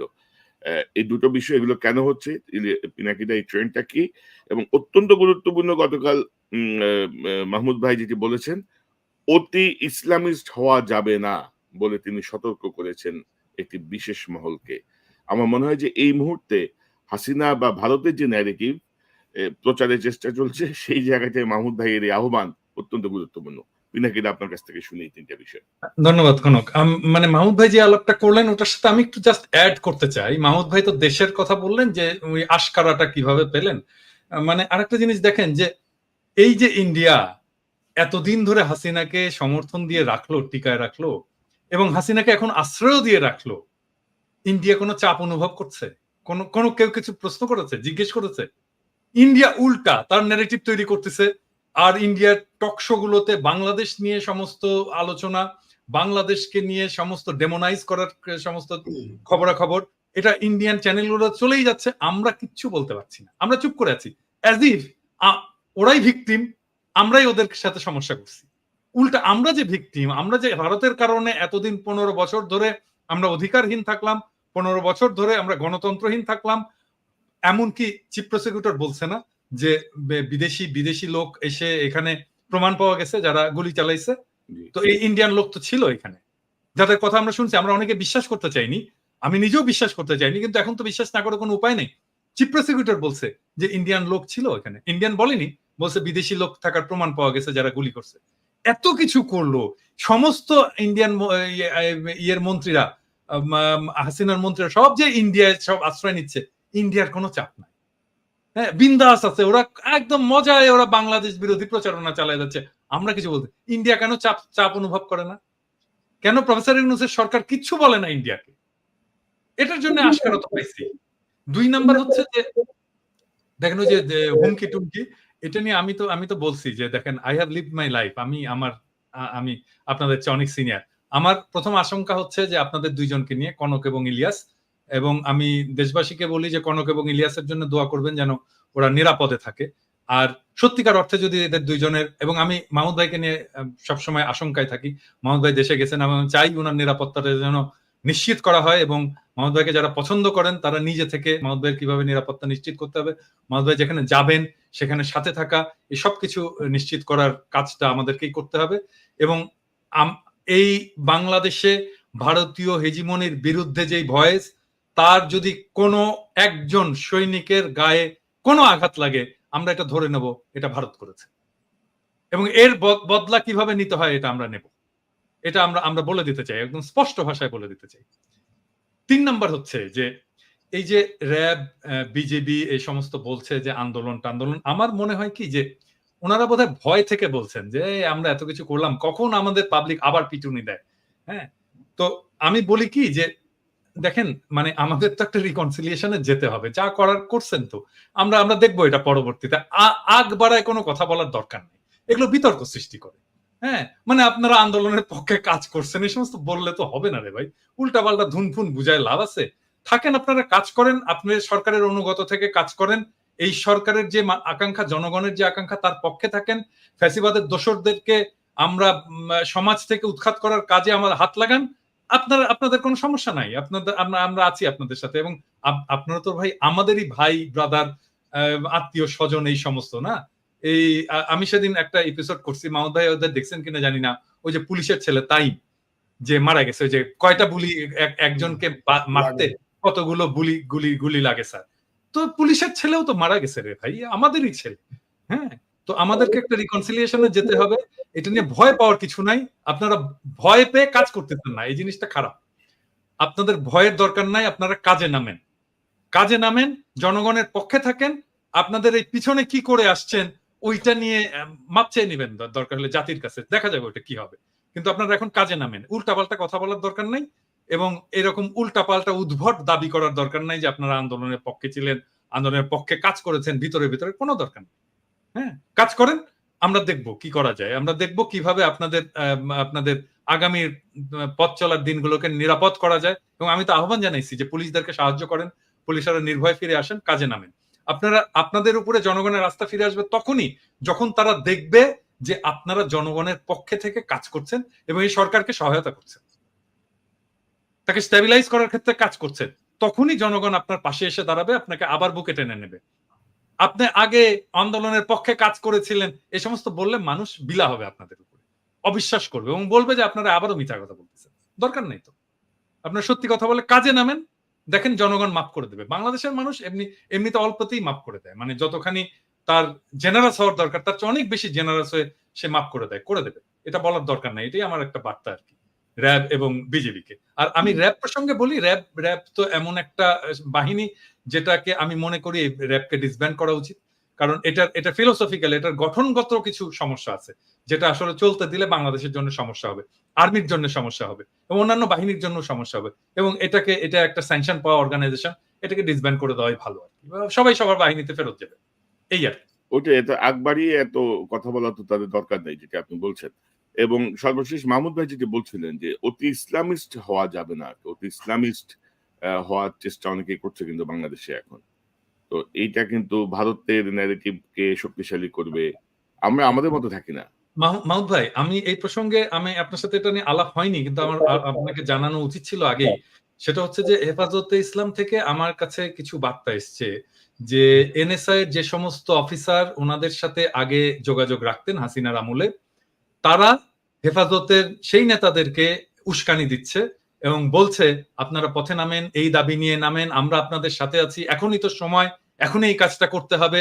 হ্যাঁ, তো এই কথা বলে তাদেরকে উস্কানো হচ্ছে। এবং আমাকে উনি বললেন, খুব ইয়ে করে বললেন যে দেখেন আমাদের আলেমরা, অধিকাংশ আলেমরাই শান্তিপ্রিয় এবং এই সমস্ত এর মধ্যে যেতে চায় না, আপনারা যদি একটু বলেন। তো মাহমুদ ভাই, এটা আপনাকেও একটু জানায় রাখলাম, সো দ্যাট আপনারও এটা কনসার্নে থাকলো। এবং আমার পাওয়া তথ্য অনুসারে এনএসআই এর ফিল্ড লেভেলের অফিসার গুলো এই কাজগুলোর সাথে যুক্ত আছে অনেক। এই কারণেই আমি বলি, আমি কদিন, মানে আমি তো 9 দিন আজকে ঢাকায়, তার মধ্যে 5 দিন জেলে ছিলাম, সুতরাং 4 দিন আমি বলতে গেলে জনগণের সাথে মিশতে পারছি, কথা বলতে পারছি 4 দিন। এর মধ্যে আমি কিছু বাড়াবাড়ির খবর পেয়েছি এবং এই বাড়াবাড়িগুলো আমার কাছে খুব ষড়যন্ত্রমূলক মনে হচ্ছে। কারণ ইন্ডিয়ান ন্যারেটিভ যেটা সাজাতে চায় যে বাংলাদেশে এক ধরনের মৌলবাদের উত্থান হচ্ছে, এবং যে ন্যারেটিভ দিলে পরে আবার পশ্চিমা বিশ্ব সেই 1/11 মতো বা সেই বিএনপি সরকারের শেষের দিকের মতো জোট সরকারের বলবে যে বাংলাদেশে আবার জঙ্গিবাদের উত্থান হচ্ছে, এই ধরনের একটা ন্যারেটিভ। এবং যেই ন্যারেটিভের আমি আজকে প্রতিবাদ করেছি, ডক্টর ইফতেখারুজ্জামান কদিন আগে এই ন্যারেটিভের কথা বলেছেন বাংলাদেশের মৌলবাদের উত্থান হচ্ছে।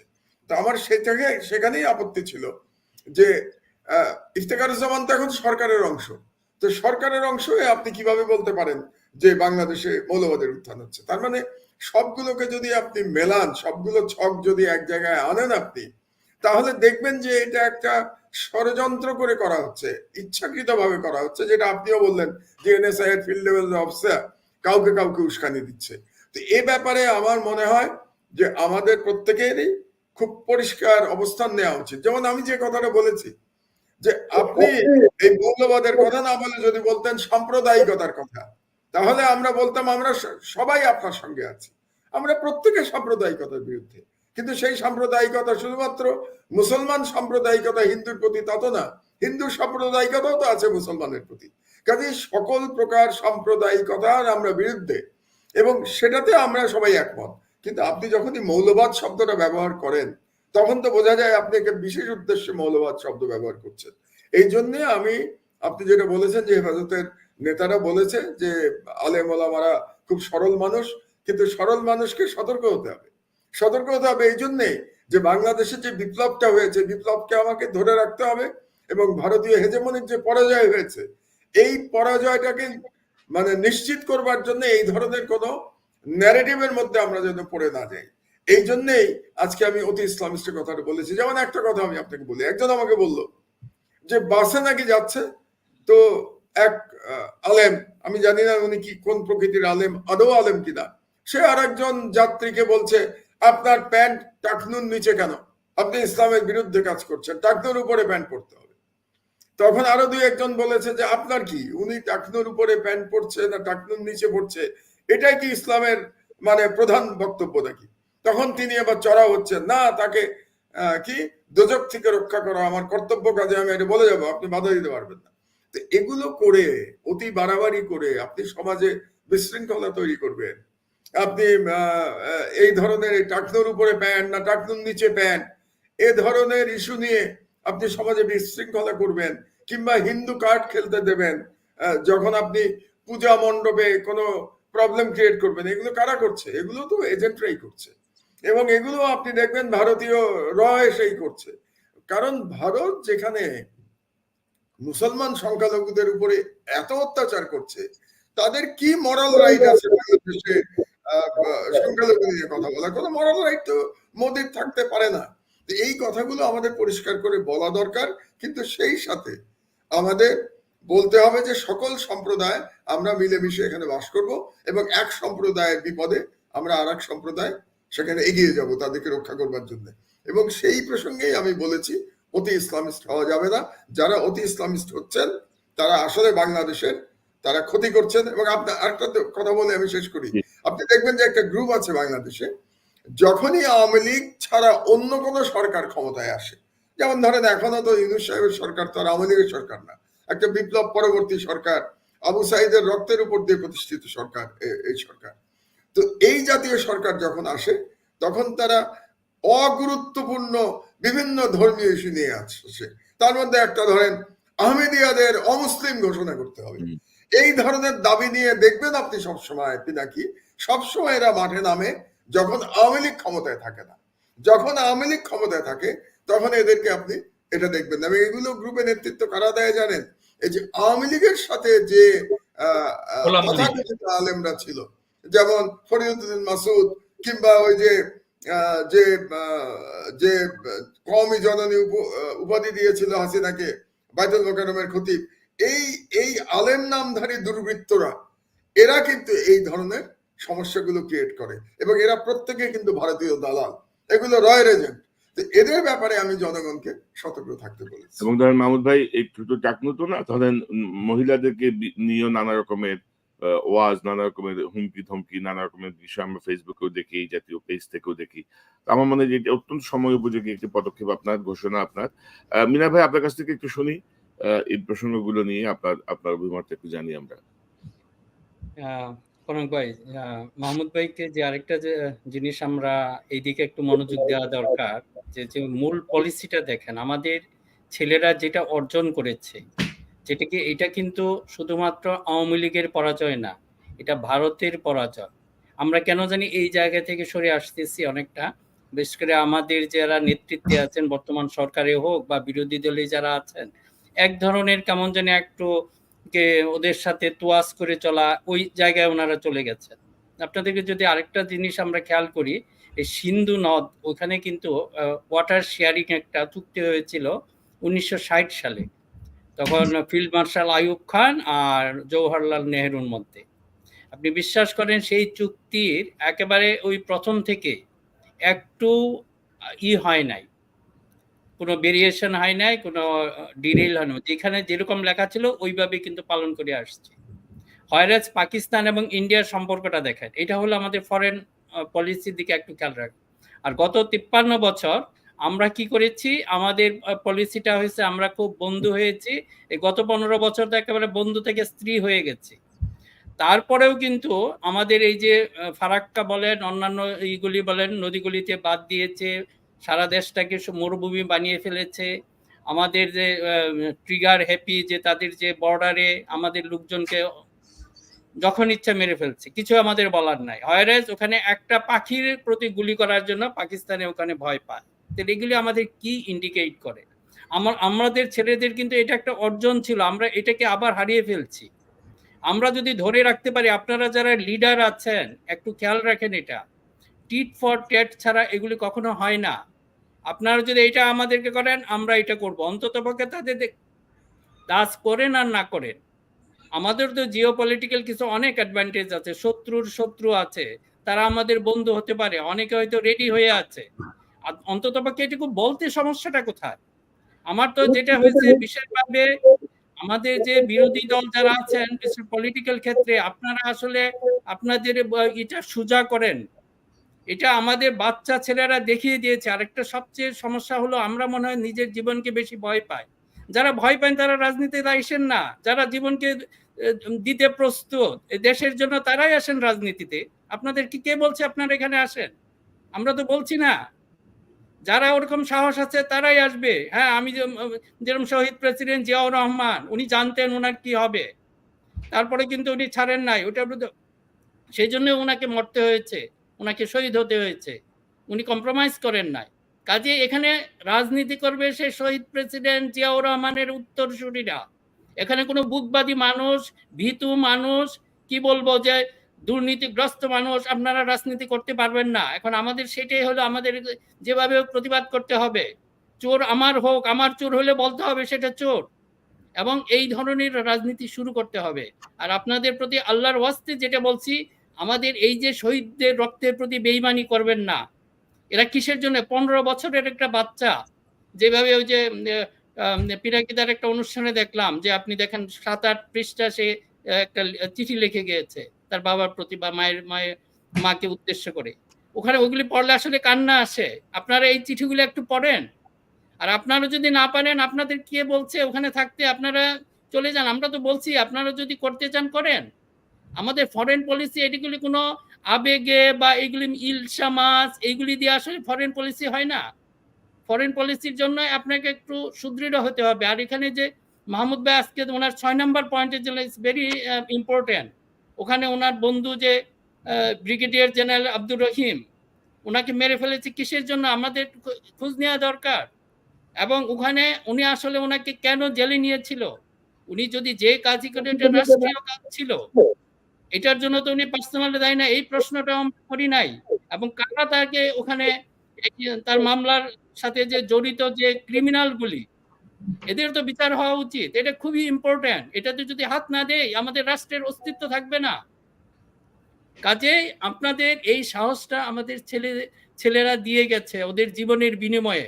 কাজেই ফর গড সেক, আল্লাহর ওয়াস্তে বলি, ওদের রক্তের সাথে বেইমানি করেন না। আপনার যদি সাহস না হয় জায়গা ছেড়ে দেন, যাদের সাহস হবে, যারা জীবন দিতে প্রস্তুত, কয়েকজন মানুষ শুধু রাষ্ট্রের ওই জায়গায় চলে যান এবং ওরকম একটা হুমকি দেন। ওরা দিলে হ্যাঁ আমরা করবো, আমরা মরবো। যারা এটা করতে পারবে তারাই ওখানে থাকেন। জি, তাই না? মিনার ভাই আপনার সাথে আমিও একমত, এবং ধরেন আমি আবারও বলবো, ডক্টর মাহমুদুর রহমান দেশে আছেন, পিনাকি ভট্টাচার্য, আপনি, আমাদের ইলিয়াস, আপনাদের যাওয়া উচিত হচ্ছে ধরেন উপদেষ্টা পরিষদে। আপনারা চালাতে পারবেন, আপনারা সেই চেতনাকে ধারণ করেন, আপনারা সেই অভিজ্ঞতা রাখেন, আপনারা সেই কি বলবো ফোর্সটা আপনাদের মনে আছে। মানে গত ৬০ দিনের যে অগ্রগতি, এটা আসলে কোনো অগ্রগতিই না। মানে এখানে কিছুই হয় নাই বলা চলে আর কি, কিছুই হয় নাই। তো না, আমার ফারাক ভাই, মনে এই হয় যে জন্য বলি, দ্রুত আমি পরিবর্তন একটু বলি দরকার। যে এটার জন্য কোনো ক্ষমতার লোভের জন্য না।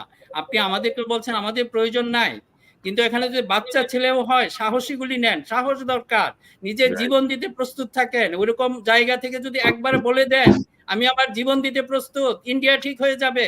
ওরা জানে কি করতে হবে। আপনাদের দুর্বলতার জন্য এরা সুযোগ পাচ্ছে। আমি সমস্ত বিরোধী দলকেই বলছি, আপনারা একটু সাবধানে কথা বলেন। আপনারা যদি না পারেন প্লিজ কথা বললেন না। এগুলি বার্নিং ইনসাইড, আমাদের ভিতরে এগুলি জ্বলছে, যে ছেলেগুলি জীবন দিয়েছে, আর আপনারা সামান্য একটু কথা এগুলি বলতে পারেন না। জি, ইলিয়াস আপনার কাছ থেকে একটু শুনি। আবার বলবো? একটু বলেন আপনার একটা। আহ যাই হোক, মানে আমরা এতক্ষণ ধরে যে আলোচনা শুনলাম, যারা আমাদের আলোচনাগুলো শুনলেন, আপনারা সবাই বুঝতে পারছেন যে আলোচনার মূল কেন্দ্র একটাই, সেটা হচ্ছে আমাদের আন্দোলন আসলে শেষ হয় নাই। আন্দোলনের প্রাথমিক একটা পর্যায়ে পার করেছি আমরা, এবং এটা শেষ করতে হলে এখনো আরো অনেক লম্বা সময় আমাদের হাঁটতে হবে। তো সেই সংগ্রামে আমরা যেই কথাগুলো বলছি, যে গণমাধ্যম মানে আপনি মনে করবেন না যে আমি সাংবাদিক না, আমার বোধহয় গণমাধ্যমের উপরে কোনো দায়বদ্ধতা নাই, বা গণমাধ্যমের কোনো খারাপ কোনো পারফরম্যান্স যেটা, সেটার জন্য আমাকে সাফার করতে হবে না। সো এটার খারাপ ভালো যেটাই হোক, সেটার সুফল কুফল সেটা বাংলাদেশের জনগণকে পেতে হবে।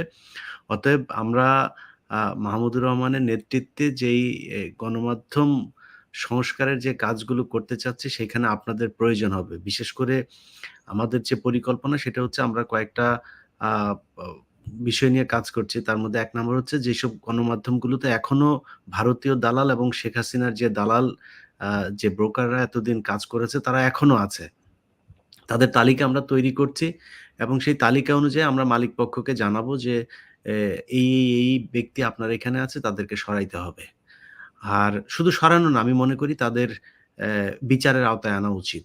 যেমন 'প্রথম আলোর' সম্পাদক মতিউর রহমান, তিনি বাংলাদেশে এই বিডিআর হত্যাকাণ্ড থেকে শুরু করে বিভিন্ন সময়, এর আগে বাংলা ভাই কাদের লোক? বাংলা ভাই আওয়ামী লীগের লোক। বাংলা ভাই এই মির্জা আজমের দুলাভাই সম্ভবত। না, তো শায়ক আব্দুর শায়েক রহমান। আব্দুর রহমান, সরি, শায়েক শায়েক আব্দুর আব্দুর রহমান রহমান। ছিল শায়েক আব্দুর তাদের। রহমান। তারপরে কিভাবে উদীচী, এই ছায়ানট, তারপরে সারা দেশে বোমা হামলা, এগুলো কিভাবে এই 'প্রথম আলো' মানে জঙ্গি নাটক হিসেবে মঞ্চায়স্ত করেছে, এটা আমরা জানি, এবং বিভিন্ন সময় নতুন জঙ্গি সংগঠন, সব খবর সবার আগে 'প্রথম আলো' জানে, এবং তারা যেভাবে বলে সরকার সেভাবেই কাজ করেছে। আমি মনে করি তাদের বিরুদ্ধে হত্যা মামলা হওয়া উচিত। প্রতিটা পরিবার, আমি যারা কিনা এই পর্যন্ত গুম হয়েছেন, যারা খুন হয়েছেন, যাদের পাওয়া যায়নি এখন পর্যন্ত, আমি বলব আপনাদের দেশে এখন সেই পরিস্থিতি আছে, আপনাদের প্রতিটা পরিবারের উচিত মতিউর রহমান এবং মাহফুজ আনামের বিরুদ্ধে মামলা করা। 'প্রথম আলো' এবং 'ডেইলি স্টার' এই দেশের সব ভারতীয় এজেন্ডা বাস্তবায়নের মূল কারিগর। অতএব তাদের বিরুদ্ধে আপনাদের তৎপর হইতে হবে। আমরা যখন বিভিন্ন গণমাধ্যমের সাথে কথা বলতে যাব, তারা যদি আমাদের কথা না শোনেন, তারপরে ২৪ ঘন্টা, ৪৮ ঘন্টা, ৭২ ঘন্টা যে আল্টিমেটাম দেয়া হবে, সেটার পরে আমরা সেই অফিস ঘেরাও করতে যাব। সেই অফিস ঘেরাও করে যদি না হয়, তারপরের দিন তালা। দেখি অফিস কিভাবে চালায়। এটার জন্য যতটুকু বল প্রয়োগ করা প্রয়োজন, সেটার জন্য আপনাদের প্রয়োজন হবে। আপনারা আশা করি আমাদের সাথে থাকবেন। কারণ এই বিপ্লব যদি সফল না হয়, তাহলে আপনাদেরকে মাথায় রাখতে হবে শেখ হাসিনা কালকে যে কথাগুলো বলেছে, সেই কথাগুলো আমরা আমলে নিচ্ছি না। কিন্তু এটা যদি সে করতে পারে, তার নিজের হাতে মানুষ জবাই করেছে, সেই অভিযোগও উঠেছে তার বিরুদ্ধে আগেরবার। এবার সে তার চাইতে আরো ভয়ংকর কাজ করবে। এটা মাথায় রেখে তারপরে আপনাদেরকে সিদ্ধান্ত নিতে হবে। অতএব দায়িত্বটা সবার, এই দেশটাও সবার। আপনাদেরকে সেই দায়িত্ব ঠিকমতো পালন করতে হবে। ধন্যবাদ ইলিয়াস। মাহমুদ ভাই, এই শেষ প্রসঙ্গ নিয়ে আপনার একটা মন্তব্য নিয়ে শেষ করি।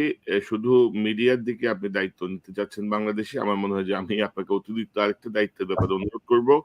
আমি গতকাল সংবাদপত্রে দেখছিলাম যে আন্দোলনে যারা আহত হয়েছেন, যারা নিহত হয়েছেন, সেসব পরিবারকে ৩ মাস অন্তর সাহায্য দেওয়া হবে, এরকম একটা মানে দান খয়রাতি পদ্ধতির দিকে যাচ্ছে ইউনূস সরকার। তো আমার মনে হয় যে যারা প্রাণ দিয়েছেন, যারা লড়াই করেছেন, তারা আমাদের বীর। তাদেরকে অসম্মান করার কোনো অধিকার কারো নাই। আর একটা রাষ্ট্র ভিক্ষাবৃত্তি করে তাদেরকে সাহায্য করবে, সেটাও আমরা সমর্থন করি না। আর আমাদের ইলিয়াস আমাদের আগের একটা অনুষ্ঠানে বলেছিল, ভাই তোমাদের যদি টাকা না থাকে আমাদেরকে বলো, আমরা যদি প্রবাসীদেরকে আহ্বান করি এরকম একটা ফান্ড ক্রিয়েট করার জন্য, তাহলে টাকায় তোমরা ভেসে যাবে প্রত্যেকটা আহত এবং নিহতের পরিবার। তো আমার মনে হয় যে এই জায়গাটা তো মাহমুদ ভাই আপনার একটা জোরালো ভূমিকা দরকার, যে এদেরকে এত তুচ্ছ তাচ্ছিল্য করার কিছু নাই, ৩ মাস অন্তর সাহায্য দেওয়ারও কিছু নাই। এটা জাতীয় বীর। আপনার মন্তব্যটা শুনতে চাই। না, আমরা আজকে যদি 7 দফার প্রথম দফাটা আপনি দেখেন, তাহলে এটা জবাব পেয়ে যাবেন। জি। প্রথম দফায় আমি সরকারকে বলেছি যে যারা আহত হয়েছে, সেখানে শহীদদেরটা প্রসঙ্গ আমি আনি নাই, সেটা ভিন্ন আলোচনা। আমি প্রথমে এনেছি যারা আহত হয়ে আছেন তাদের কিভাবে চিকিৎসা দেয়া যায় দেশে এবং বিদেশে। কারণ অনেকের চিকিৎসা বিদেশে লাগবে, যাদের দেশে প্রচলিত যে চিকিৎসা আমাদের ব্যবস্থা আছে তাতে তাদের চিকিৎসা করা সম্ভব হবে না। আর যাদের অঙ্গহানি হয়েছে, যারা পঙ্গু হয়েছেন, তাদের পুনর্বাসন করতে হবে। এবং সেই জন্য আমি ডক্টর ইউনূসের প্রতি আহ্বান জানিয়েছি আমাদের 1 নম্বর দাবিতে, যে এটা ইমিডিয়েটলি একটা আন্তঃমন্ত্রণালয় কমিটি করতে হবে। এবং সেই কমিটির গঠনটাও কিন্তু আমি সাজেস্ট করেছি। এখন সেখানে আমি বলেছি যে স্বাস্থ্যমন্ত্রী এবং অর্থমন্ত্রী থাকতে হবে, কারণ টাকা পয়সার ব্যাপার আছে পুনর্বাসনের জন্য। এবং সেখানে বলেছি আমি যে ইউনূস সাহেবের যে ছাত্র উপদেষ্টা আছে, ওনার পার্সোনাল অ্যাসিস্ট্যান্ট যে মাহফুজ, সে থাকতে হবে। এবং আমি বলেছি আদিলুর রহমান খানকে থাকতে হবে, কারণ আদিলুর রহমান খান হচ্ছে মানবাধিকার কর্মী। যেহেতু তিনি মানবাধিকার কর্মী, কাজে এই প্রসঙ্গে তার অভিজ্ঞতা আছে। এই 4 জন মিলে একটা কমিটি করে প্ল্যানিংটা করতে হবে যে এদেরকে কিভাবে আমরা করব। এখানে 3 মাসের রেশন দেওয়ার এটা তো প্রস্তাবই অবমাননাকর। এই প্রস্তাব তো আপনি করতে পারেন না। আরেকটি কথা আমি একটু বলতে চাই, যেটা প্রথমে আপনি বলেছিলেন যে আজকে আমাদের শহীদ আবরারের মৃত্যুবার্ষিকী, এবং সেই মৃত্যুবার্ষিকীতে আমরা যাতে শহীদ আবরারকে স্মরণ করি। যে কথাটা ইলিয়াস বোধহয় বললো, যে এই যে বিপ্লব আমরা করলাম, এই বিপ্লব তো শুধু ফ্যাসিবাদের বিরুদ্ধে ছিল না, এই বিপ্লব তো ভারতীয় হেজেমনির বিরুদ্ধেও ছিল। তো এই ভারতীয় হেজেমনির বিরুদ্ধে প্রথমে যে স্ট্রং ভয়েস যে করেছিল, সে শেরে বাংলা হলের ছাত্র বুয়েটের আবরার। তো আবরারের এই দিবসটি আমাদের পালন করা উচিত, আমাদের স্মরণ করা উচিত যে আবরার একজন বীর, যে কিনা ভারতীয় হেজেমনির বিরুদ্ধে লড়াই করতে গিয়ে সে শহীদ হয়েছে। এবং আগামীকাল বুয়েটে কিন্তু তার জন্য একটা অনুষ্ঠান আছে, একটা না 2টো অনুষ্ঠান আছে আমি যতদূর জানি। একটা হচ্ছে তার স্মরণে বোধহয় একটা স্মৃতিস্তম্ভ একটা কিছু করা হবে, যেটা আগে একবার করা হয়েছিল এবং বিগত ফ্যাসিস্ট সরকার, হাসিনার সরকার এটা ভেঙে দিয়েছিল। আগামীকাল আমি শুনেছি যে আরেকটা নতুন করে একটা উদ্যোগ নেওয়া হয়েছে, 4:30টার সময় এটা হবে পলাশীর মোড়ে। আর 2 নম্বর হচ্ছে কালকে বাদ মাগরিব সম্ভবত বুয়েটে তার জন্য মিলাদ মাহফিল হবে, শেরে বাংলা হলে যেখানে সে থাকতো এবং যেখানে তাকে হত্যা করা হয়েছে, সেখানেও প্রোগ্রাম নেওয়া হয়েছে। তো আপনারা জেনে খুশি হবেন যে আমি যাচ্ছি উভয় অনুষ্ঠানেই, কারণ আমি বুয়েটের ছাত্র। কাজে সেই দিক দিয়ে আবরার তো আমার মানে পুত্রের বয়সী। তো আবরার এবং আবরার ওই হলেই আছে, আমি শেরে বাংলা হলে ছিলাম। তো এই কারণে ইনশাআল্লাহ আমি 2টো অনুষ্ঠানেই অংশগ্রহণ করব। তো কাজেই আবরারের মতো যারা শহীদ, তাদের স্মৃতি যদি আমরা জাগিয়ে রাখতে পারি, তাহলে যে ভারতীয় আধিপত্যবাদ, এদের বিরুদ্ধে আমাদের সংগ্রামটা অব্যাহত থাকবে। এবং জনগণকেও আমরা এ ব্যাপারে উদ্বুদ্ধ করতে পারবো। আর আবারও আমি সরকারের প্রতি এই আপনার অনুষ্ঠানের মাধ্যমে আহ্বান জানাই যে আমি 7 দফা দাবির প্রথম দফাতেই বলেছি যে আন্তঃমন্ত্রণালয় কমিটি করতে হবে, এবং কমিটি করে এদের যারা যারা শহীদ হয়েছে এবং যারা যারা আহত হয়েছে তাদের যথাযথ পুনর্বাসনের জন্য ব্যবস্থা করতে হবে। এটা এখনই করতে হবে, কেন জানেন? কারণ এখন করলে পরে আমরা প্রকৃত নামগুলো পাবো, শহীদদের নামগুলো পাবো, এবং কারা আহত হয়েছে তাদের নামগুলো পাবো। এটা যেন পরে আবার 1971-এর মতো 30 লাখের গল্প না হয়ে যায়। তো ওই ধরনের গল্প আপনি যত দেরি করবেন তত কিন্তু ওই ধরনের গল্প হয়ে যাবে, 3 লাখ 30 লাখ হয়ে যাবে, কিংবা আপনার মুক্তিযোদ্ধার সংখ্যা প্রত্যেক বছর বাড়তে থাকবে। হয়তো মুক্তিযোদ্ধার সংখ্যা ছিল 1 লাখ, এটা বাড়তে বাড়তে এখন নাকি 3 লাখ না কত এরকম বোধহয় ভাতা টাতা পায় এই ধরনের মুক্তিযোদ্ধা সংখ্যা। কাজে এখনই আমাদের এটা করা উচিত। এবং আমার অবাক লাগে যে এই সরকারের 2 মাস হয়ে গেল কিন্তু এখন পর্যন্ত এই আমার প্রথম দাবির কাজটা তারা করতে পারলো না। এটা একটা বড় দুর্ভাগ্যজনক। মাহমুদ ভাই, আপনার 7 দফায় তো আমরা এটা পেয়েছি, কিন্তু আমার রিকোয়েস্ট হচ্ছে আপনি শুধু মিডিয়া বা আমার দেশ না, মানে স্পেশালি এই জায়গাটাও আপনার ইনভলভমেন্ট আমাদের দরকার। আপনি যাদেরকে দিয়ে কথা বলছেন তারা আমি চেষ্টা করব, তারা আসলে কতটুকু কি করবে আমার অনাস্থা আছে। এর মধ্যে আপনি মানে আদিলুর রহমান শুভ্র, ওনার হয়তো আন্তরিকতার জায়গাটা ঠিক থাকতে পারে, সিরিয়াস হবেন। অন্যদের ব্যাপারে আমি সন্দিহান, কারণ গত 60 মাসের যে অগ্রগতি বা তাদের বক্তব্য সেটাতে দেখছি। জনাব মাহমুদুর রহমান, মিনার রশিদ, ইলিয়াস হোসেন, আপনাদের সবাইকে ধন্যবাদ। পিনাকিদা চলে গেছেন, পিনাকিদাকে ধন্যবাদ আজকে আলোচনা অংশ নেওয়ার জন্য। এবং আমার মনে হয় যে আমাদের উপর যে থ্রেটের বিষয়টা আসছিল মাহমুদ ভাই, আমি একটু বলে রাখি, ইতিমধ্যে এটা মার্কিন প্রশাসনের সর্বোচ্চ পর্যায় পর্যন্ত জানানো হয়েছে। তারা এটা খোঁজখবর রাখছেন, আমরাও খোঁজখবর রাখছি, দেখি কি হয়। থ্রেটের সর্বত্র মাহমুদ ভাই সেই 2012 সাল থেকে খাচ্ছি। এই মারবে, এ ধরবে, এই গুম করবে, এই করবে, সেই করবে, কত কাহিনী দেখলাম, জেল ঘাটলাম। আপনি তো জেল ঘাটছেন, নির্যাতিত, আর কি মানে আর কি চায়, আর কি হবে? তাতে আমাদের লড়াই থেকে নিবৃত্ত করা যাবে না এসব থ্রেট দিয়ে। আল্লাহ জি মিনা ভাই। জি হ্যাঁ, করণ ভাই, আমি জাস্ট 1 মিনিট একটা বলি, কথাটা ক্লিয়ার না করলে এটা অন্যদিকে নিয়ে যাবে।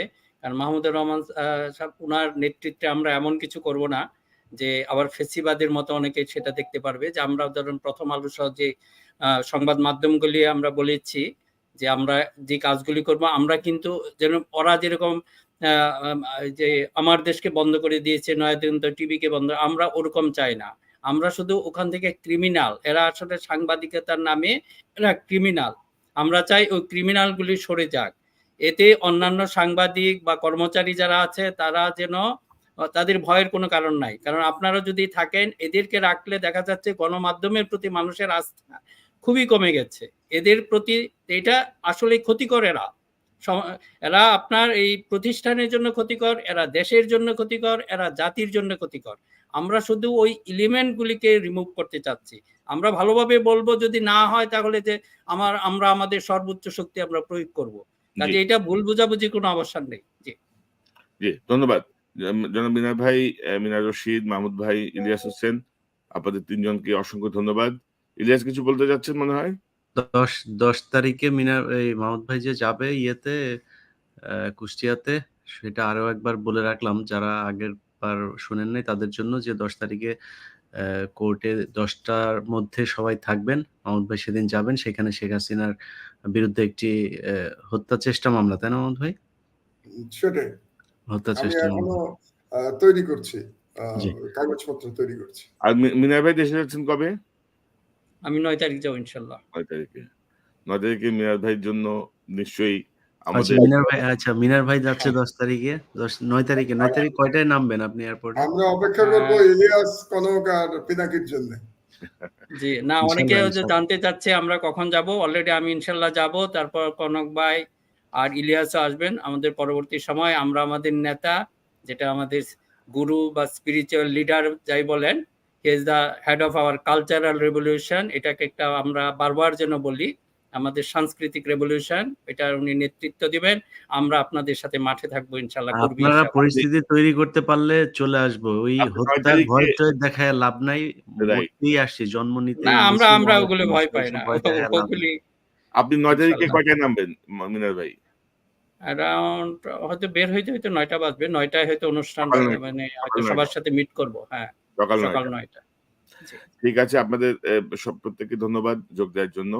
নিশ্চয়ই আমরা আগামী সপ্তাহে আবারও আলোচনা করতে সক্ষম হবো। এবং মাহমুদ ভাই, আপনাকে গত ১ সপ্তাহে না পেয়ে আমার খুব খারাপ লাগছে। মানে একটা শূন্যতা গত রবিবারে আমরা ফিল করছি যে কই গেল মাহমুদ ভাই। তো আবারও দেখা হবে ইনশাআল্লাহ সাথে। দর্শক, এতক্ষণ যারা এই আলোচনা শুনলেন, নিশ্চয়ই আপনি এই আলোচনার মর্মার্থ উপলব্ধি করতে সক্ষম হবেন। একটি ওভারঅল একটি আলোচনা, বিশেষ করে মাহমুদুর রহমান যে ৭ দফা দাবি দিয়েছেন বা সার্বিকভাবে দেশের যা হচ্ছে, যা করা উচিত, যা হচ্ছে, এইগুলো নিয়ে আমি একটা আলোচনা করলাম। পাশাপাশি আমাদের হুমকির প্রসঙ্গটি আপনারা এনেছেন। আমি শেষ করতে চাই এই বিষয়টি নিয়ে। আমার জন্ম যখন হয়েছে তখন থেকে আমার মৃত্যু নির্ধারিত। আর নানা ধরনের চাপ, নানা ধরনের প্রতিকূলতা মোকাবেলা করে আমরা এই পর্যন্ত কাজ করছি। আমি বলেন, ইলিয়াস বলেন, পিনাকিদা বলেন, মাহমুদ ভাই, মিনার রশিদ, প্রত্যেকেই আমরা। সো কোন ধরনের ভয় বা হুমকি দেখিয়ে লাভ হবে না। যা বলা হচ্ছে দেশের পক্ষে বলা হচ্ছে, দেশের জনগণের জন্য বলা হচ্ছে, সেই অনুযায়ী অ্যাক্ট করতেই হবে। অর্থাৎ এখানে দেখি বা দেখব কোনো সুযোগ নাই। সেই অনুযায়ী অ্যাক্ট করতে হবে, সেটিই করতে হবে, এর কোনো বিকল্প নাই। দর্শক, এই চ্যানেলটি সাবস্ক্রাইব করে আমাদের পাশে থাকুন। এই চ্যানেলের মেম্বারশিপ নিয়ে আমাদের পাশে থাকুন। আবারও দেখা হবে ইনশাআল্লাহ। আসসালামু আলাইকুম।